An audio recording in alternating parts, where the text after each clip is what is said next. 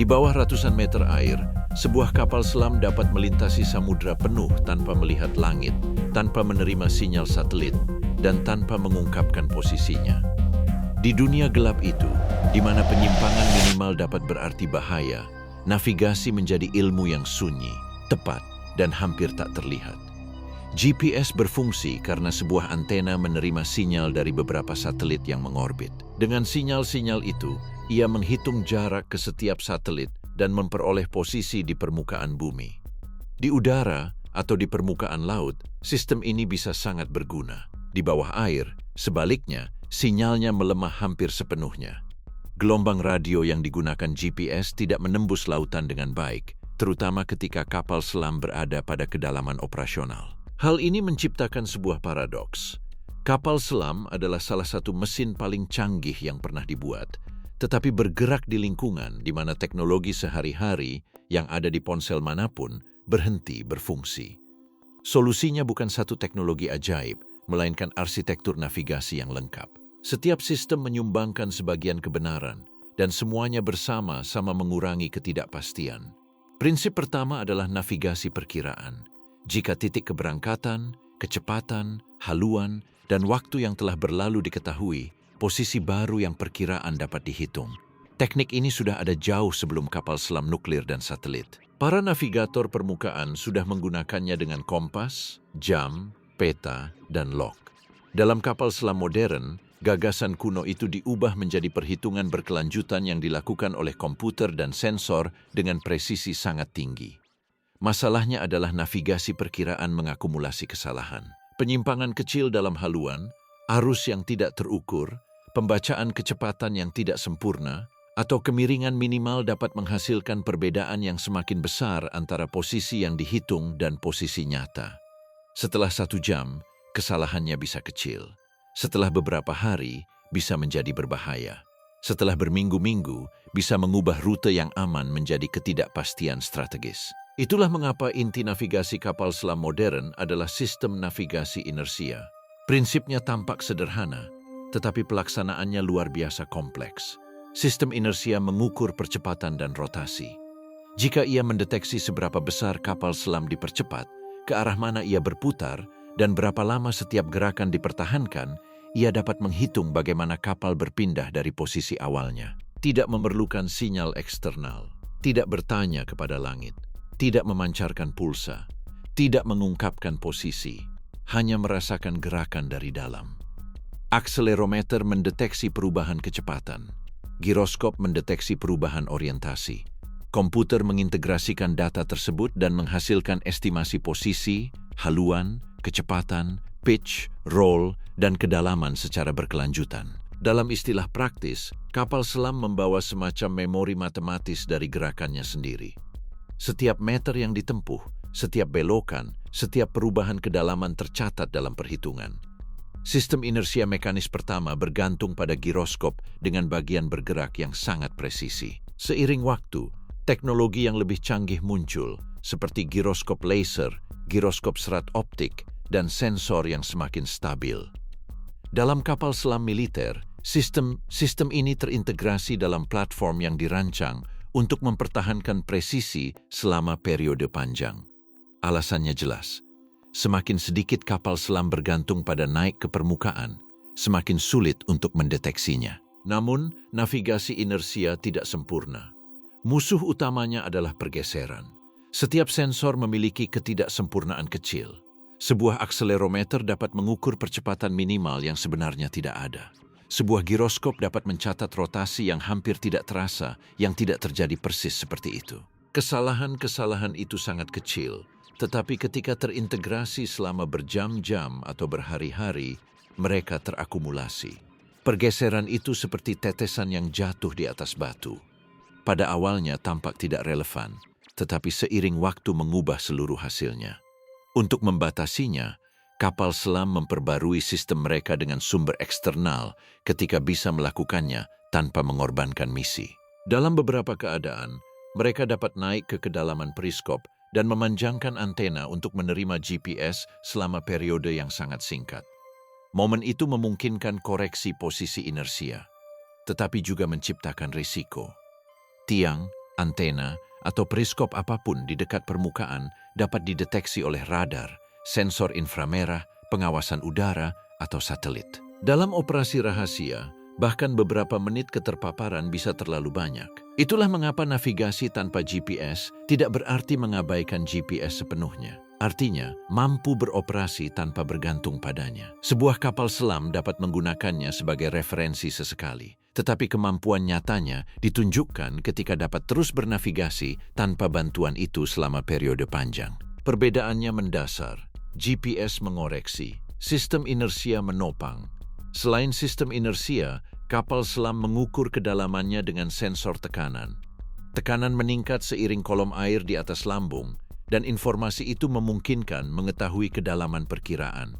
Echo sounder atau sonar yang diarahkan ke dasar juga digunakan untuk mengukur jarak ke dasar laut, tergantung pada konteks operasional. Jika kapal selam mengetahui kedalamannya di bawah permukaan dan juga mengetahui berapa banyak air yang tersisa di bawah lunas, ia dapat membandingkan data tersebut dengan peta batimetri dan meningkatkan posisinya.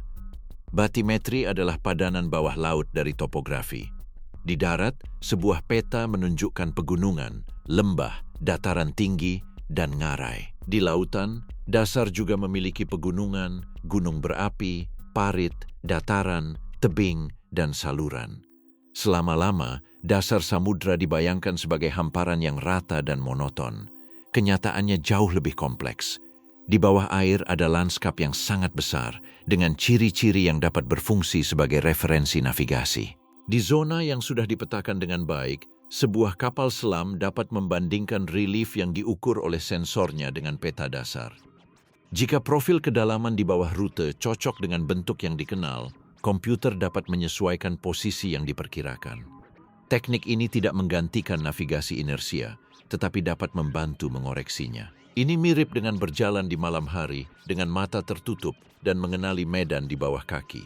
Sebuah lereng, cekungan, atau ketinggian dapat mengonfirmasi bahwa perjalanan masih benar. Sonar juga memenuhi fungsi esensial, meskipun penggunaannya bergantung pada kebutuhan dan resiko. Sonar aktif memancarkan suara dan menganalisis gema, dapat mengukur jarak, mendeteksi rintangan, dan memetakan lingkungan. Tetapi memancarkan suara di bawah air dapat mengkhianati kapal selam. Dalam operasi senyap, sonar aktif digunakan dengan sangat hati-hati. Sonar pasif, sebaliknya, mendengarkan, tidak memancarkan apapun. Mendeteksi suara baling-baling, mesin, arus, hewan laut, dan kapal lain. Meskipun terutama dikaitkan dengan deteksi taktis, ia juga dapat memberikan kesadaran lingkungan. Navigasi kapal selam berkembang dalam ketegangan yang permanen. Semakin banyak informasi eksternal yang diperoleh kapal selam, semakin besar presisinya. Tetapi beberapa cara memperoleh informasi meningkatkan risiko terdeteksi. Misi terdiri dari menyeimbangkan presisi dan kebijaksanaan. Ketegangan itu mengubah navigasi kapal selam menjadi disiplin yang berbeda dari navigasi udara atau darat. Di permukaan, mengetahui posisi biasanya merupakan masalah kenyamanan dan keselamatan. Di bawah air, mengetahuinya tanpa terlihat adalah masalah kelangsungan hidup. Lautan memperparah tantangan karena bukan medium yang tenang.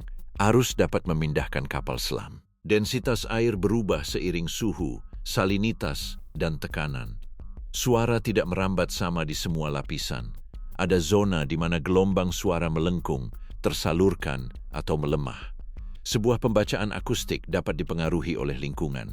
Estimasi kecepatan relatif terhadap air dapat berbeda dari kecepatan terhadap dasar jika arus menggerakkan seluruh massa air. Untuk mengatasi hal ini, banyak kapal selam dapat menggunakan lock kecepatan Doppler yang dikenal sebagai DVL dalam kendaraan bawah air otonom dan sistem setara dalam platform berawak. Sistem ini mengukur kecepatan terhadap dasar ketika dasar laut berada dalam jangkauan atau terhadap massa air ketika tidak. Perbedaannya penting. Jika kapal selam mengukur kecepatannya terhadap air dan arus juga bergerak, ia mungkin percaya bahwa ia maju dengan satu cara ketika sebenarnya perpindahannya di planet ini berbeda. Pengukuran terhadap dasar mengurangi masalah itu, meskipun tidak selalu mungkin di perairan yang sangat dalam. Kompas magnetik, yang menjadi sentral selama berabad-abad, memiliki peran terbatas dalam kapal selam modern. Medan magnet bumi dapat berguna sebagai referensi, tetapi dalam kapal baja, dengan peralatan listrik, massa logam, dan kondisi yang bervariasi, tidak cukup untuk navigasi yang tepat. Selain itu, utara magnetis tidak bertepatan persis dengan utara geografis, dan variasinya berubah sesuai wilayah. Meski begitu, prinsip magnetis tidak menghilang.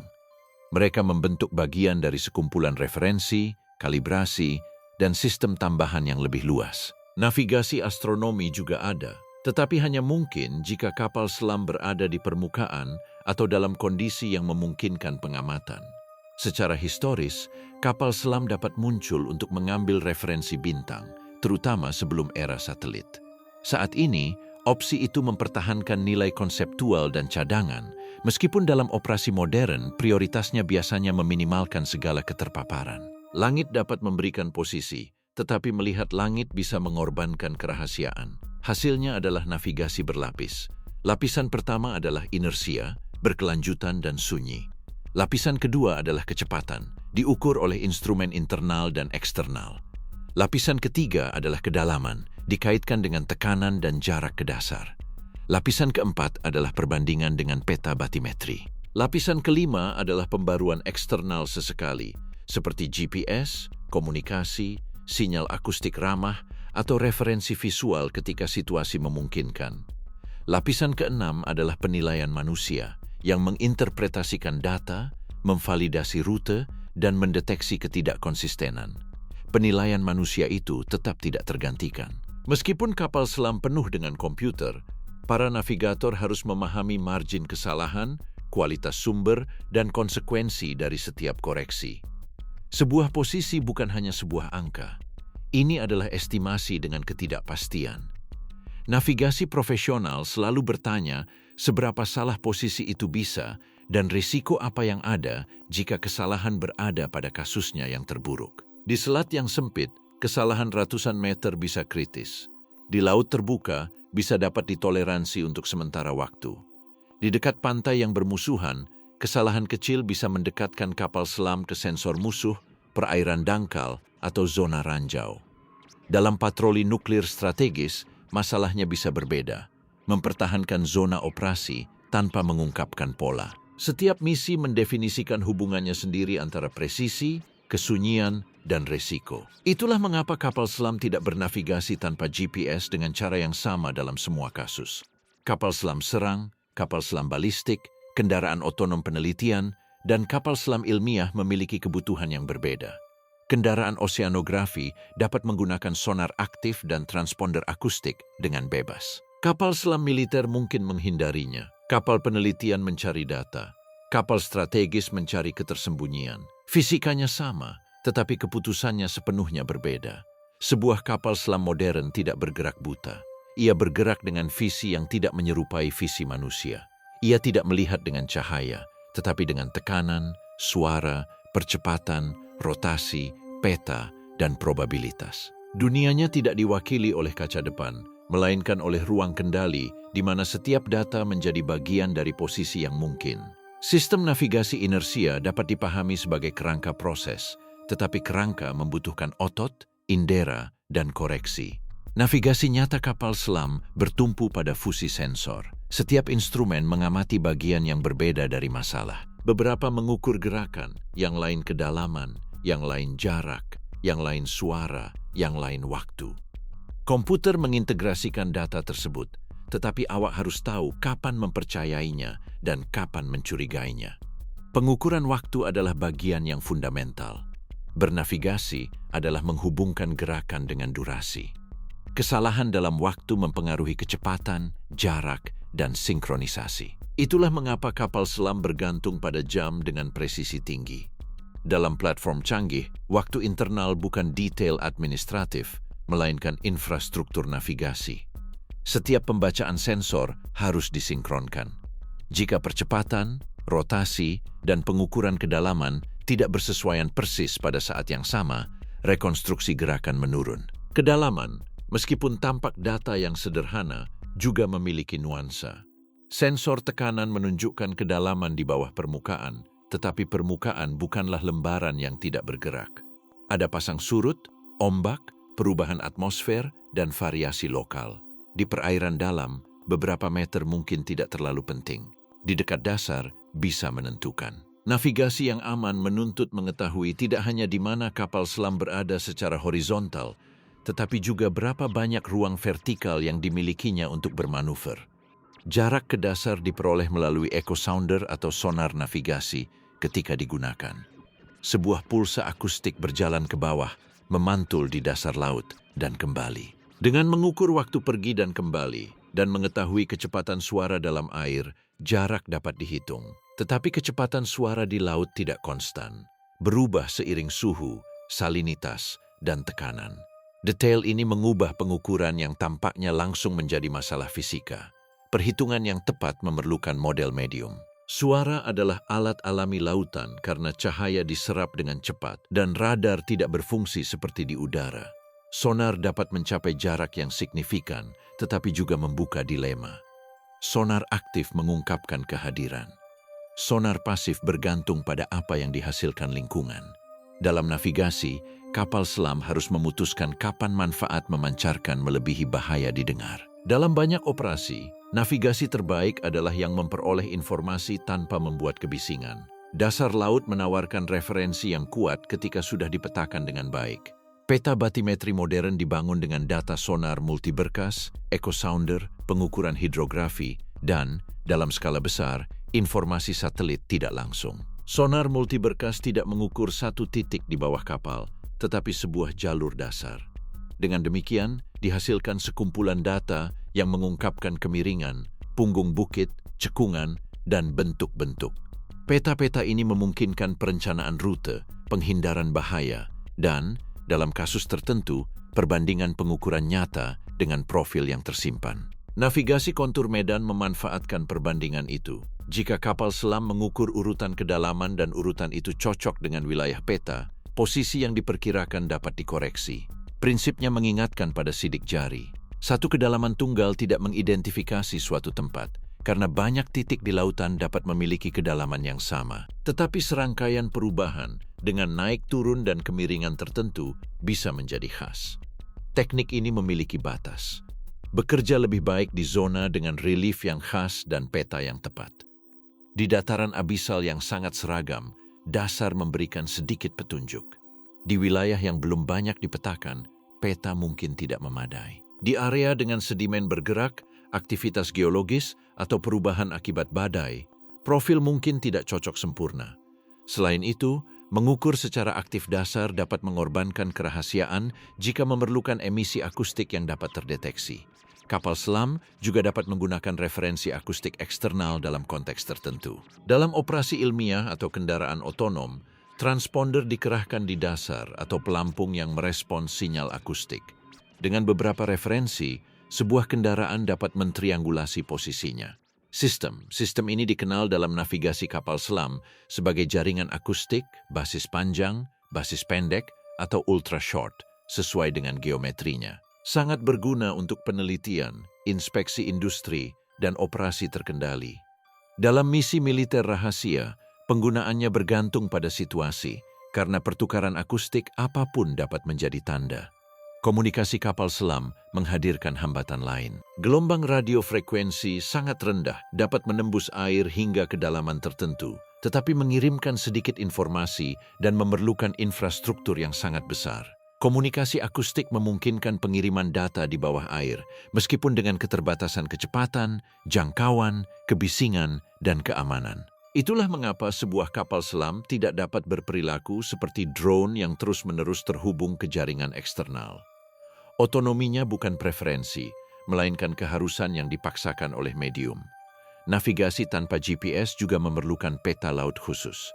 Di permukaan, sebuah peta menunjukkan pantai, kedalaman, bahaya, rute, pelampung, lampu, dan zona terbatas. Di bawah air, kepentingannya berubah.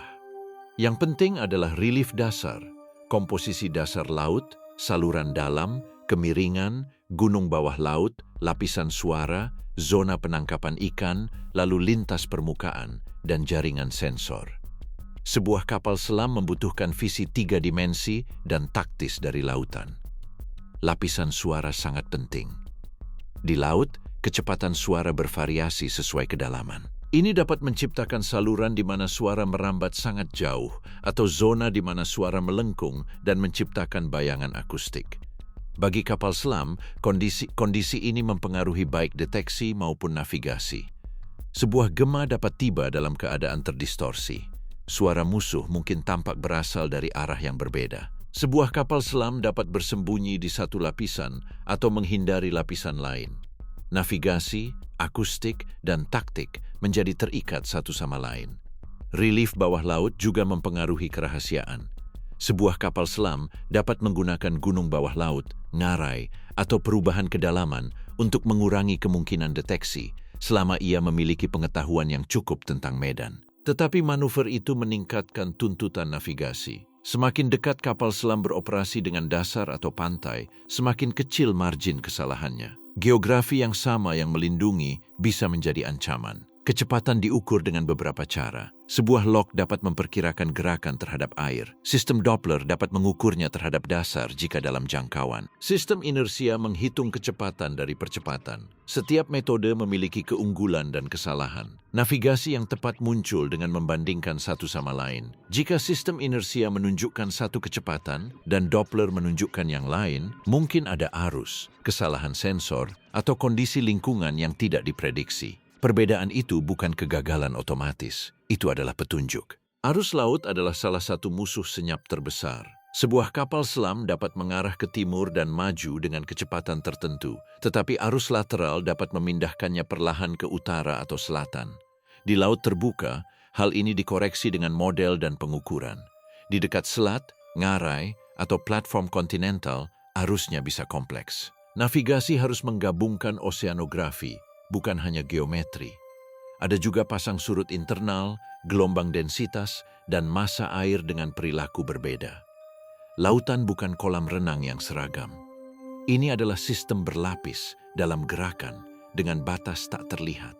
Sebuah kapal selam melintasi lapisan di mana suhu, salinitas, tekanan, dan suara berubah. Perubahan-perubahan ini mempengaruhi instrumen, akustik, dan kinerja. Navigasi kapal selam menuntut mengenal air, bukan hanya peta. Awak navigasi bekerja dengan ketidakpastian yang terkuantifikasi. Posisi yang diperkirakan biasanya diwakili dengan margin kesalahan. Margin itu tumbuh seiring waktu jika tidak ada koreksi eksternal. Ketika referensi yang dapat diandalkan diperoleh, margin berkurang. Tujuannya bukan untuk menghilangkan kesalahan, tetapi mempertahankannya dalam batas yang dapat diterima. Dalam misi yang berkepanjangan, pengendalian kesalahan ini sama pentingnya dengan haluan itu sendiri. Dalam kapal selam militer, tim navigasi merupakan bagian dari rantai yang disiplin. Data dicatat, perhitungan diverifikasi, sumber dibandingkan, dan risiko diantisipasi. Komandan perlu mengetahui tidak hanya posisi yang mungkin, tetapi kepercayaan yang terkait. Sebuah keputusan taktis dapat bergantung pada perbedaan itu. Jika margin kesalahan mendekati zona berbahaya, mungkin perlu mengubah kedalaman, haluan, atau kecepatan, meskipun misi awalnya tidak merencanakan hal itu. Sistem modern menggunakan filter matematis untuk memfusikan data. Salah satu pendekatan yang paling dikenal dalam navigasi adalah filter Kalman dan variannya. Fungsi umumnya adalah menggabungkan prediksi dengan pengukuran yang tidak sempurna untuk memperoleh estimasi yang lebih baik. Jika sistem inersia memprediksi sebuah posisi dan sensor lain memberikan pengukuran dengan tingkat kepercayaan tertentu, filter menimbang kedua sumber. Tidak menerima satu secara buta atau membuang yang lain. Ini menghitung mana yang merupakan estimasi paling mungkin. Logika ini sangat penting karena tidak ada sensor yang sempurna. GPS, ketika tersedia, mungkin memiliki kesalahan. Sonar mungkin tertipu oleh kondisi akustik. Sebuah peta mungkin sudah usang. Sensor inersia mungkin bergeser. Log Doppler mungkin kehilangan kontak dengan dasar. Ketangguhan lahir dari redundansi. Sebuah kapal selam tidak mengandalkan satu mata tunggal.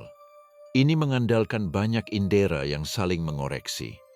Dalam kendaraan bawah air otonom, navigasi menghadapi masalah serupa, meskipun dalam skala lebih kecil dan dengan tujuan yang berbeda.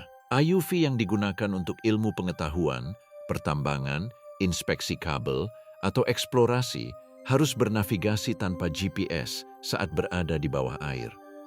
Mereka menggunakan sistem inersia, Doppler, sonar, tekanan, peta, dan terkadang beacon akustik. Dalam mereka, tantangan umum terlihat dengan jelas.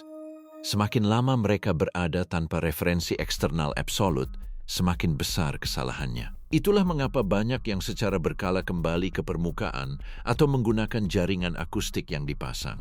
Kapal selam berawak militer memiliki sensor yang lebih canggih, lebih banyak energi, peta yang lebih baik, dan awak yang terlatih, tetapi sifat masalahnya tetap sama. Di bawah air tidak ada sinyal universal, permanen, dan gratis yang setara dengan GPS. Setiap posisi diperoleh melalui perhitungan. Misteri yang mengelilingi kapal selam lahir dari otonomi ini. Dari luar, sebuah kapal selam menghilang, tidak meninggalkan rute yang terlihat, tidak mengirimkan lokasinya, tidak menerangi dasar, tidak perlu terus-menerus melihat langit. Tetapi di dalam, hilangnya itu bergantung pada mesin intelektual yang intens. Kesunyian luar dikompensasi dengan kebisingan internal berupa perhitungan, verifikasi, dan keputusan. Navigasi kapal selam adalah, dalam arti tertentu, sebuah bentuk memori. Kapal selam mengingat di mana ia memulai, mengingat bagaimana ia bergerak, mengingat seberapa banyak ia berbelok, mengingat seberapa dalam ia turun, mengingat dasar apa yang terlewati di bawahnya, mengingat arus apa yang mungkin telah dilintasinya. Dengan memori itu, ia merekonstruksi keadaannya saat ini. Semakin setia memorinya, semakin aman perjalanannya. Tetapi setiap memori bisa terdistorsi. Itulah mengapa memerlukan konfirmasi. Sebuah profil batimetri, pembacaan Doppler, koreksi GPS singkat, referensi akustik, pengamatan periskop, atau perbandingan dengan lalu lintas yang diharapkan dapat bertindak sebagai jangkar realitas. Misi navigator adalah mengetahui kapan sebuah jangkar dapat diandalkan dan kapan mungkin merupakan ilusi. Di bawah lautan, bahkan presisi adalah sebuah bentuk kerahasiaan. Navigasi kapal selam tidak terjadi dalam kekosongan teknis. Ini terhubung dengan strategi.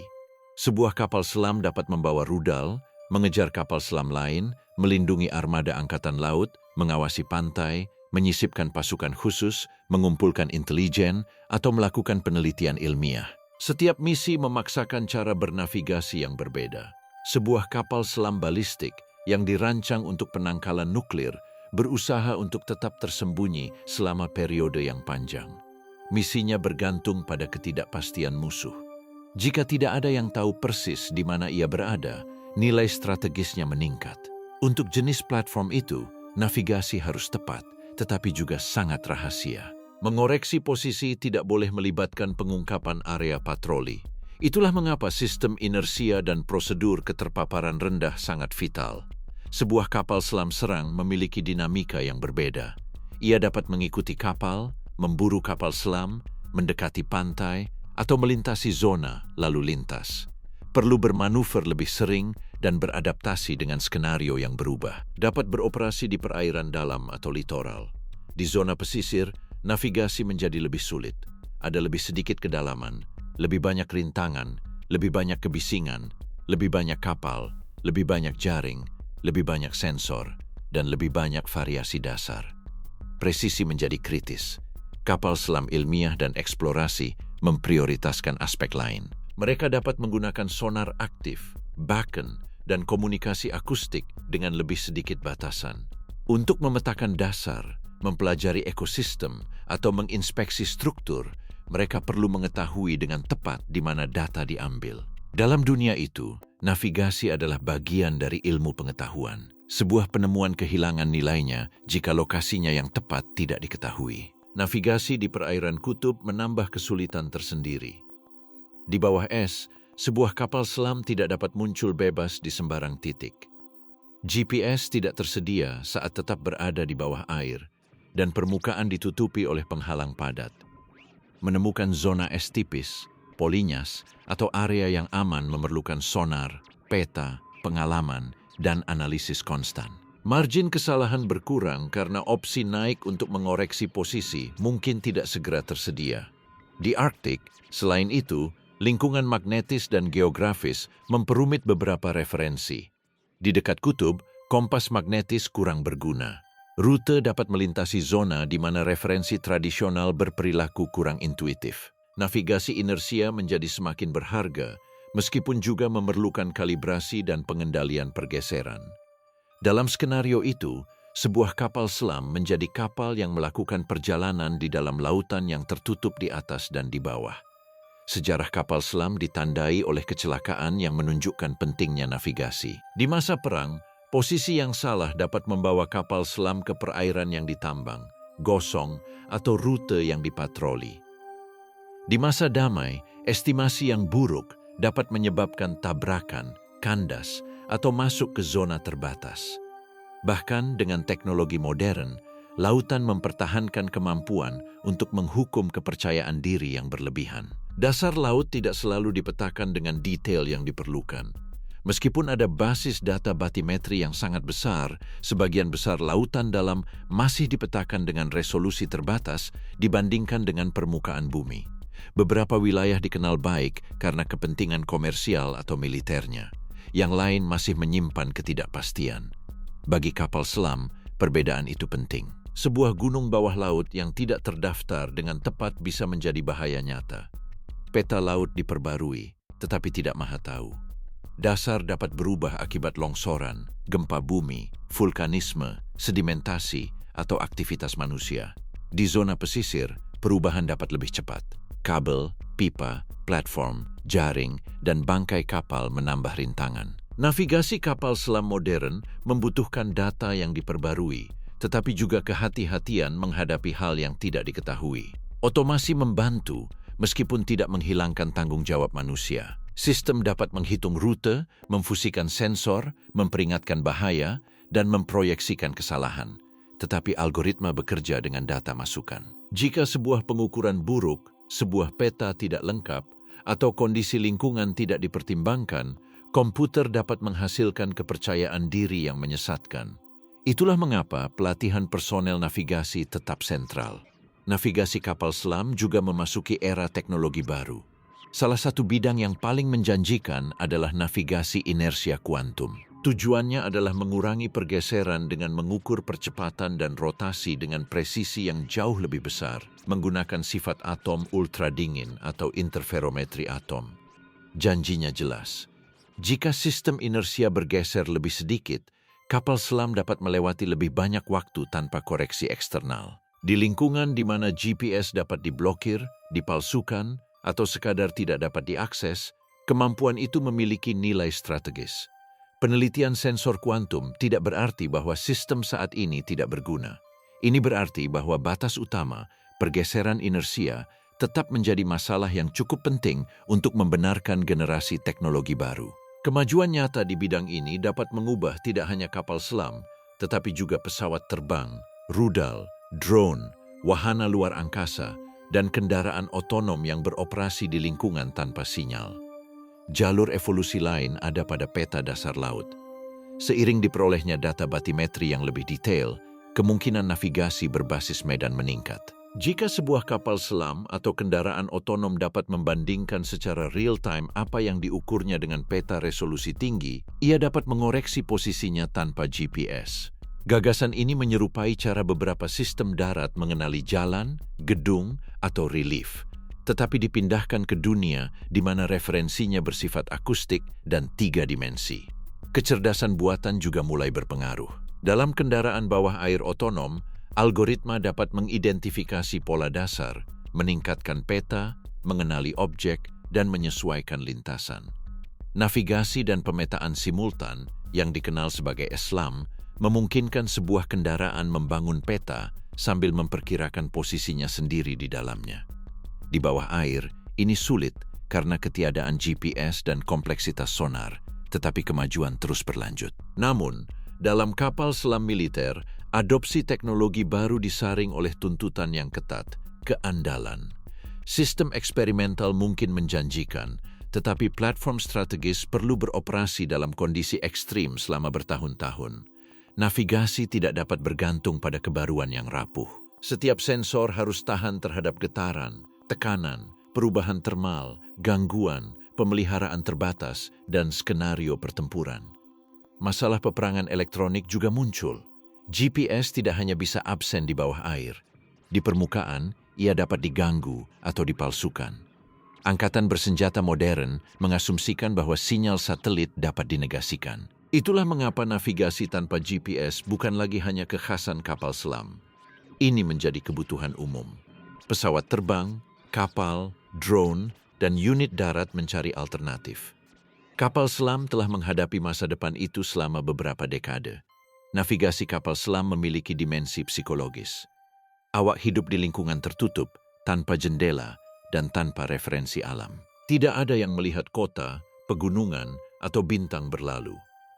Kapal bergerak dalam kegelapan total, dipandu oleh instrumen. Kondisi itu menuntut kepercayaan mutlak pada prosedur. Posisi kapal selam bukan pengalaman visual, melainkan konstruksi teknis bersama. Konstruksi itu harus dipertahankan dari kesalahan kecil. Entry yang salah dicatat, unit yang tertukar, koreksi yang diterapkan 2 kali, data yang usang, atau pembacaan yang diterima tanpa verifikasi dapat menimbulkan masalah. Itulah mengapa budaya Angkatan Laut sangat mementingkan daftar periksa, peran yang terdefinisi, dan redundansi. Dalam kapal selam, disiplin bukanlah seremonial. Ini adalah sistem keamanan. Navigasi juga berhubungan dengan kerahasiaan.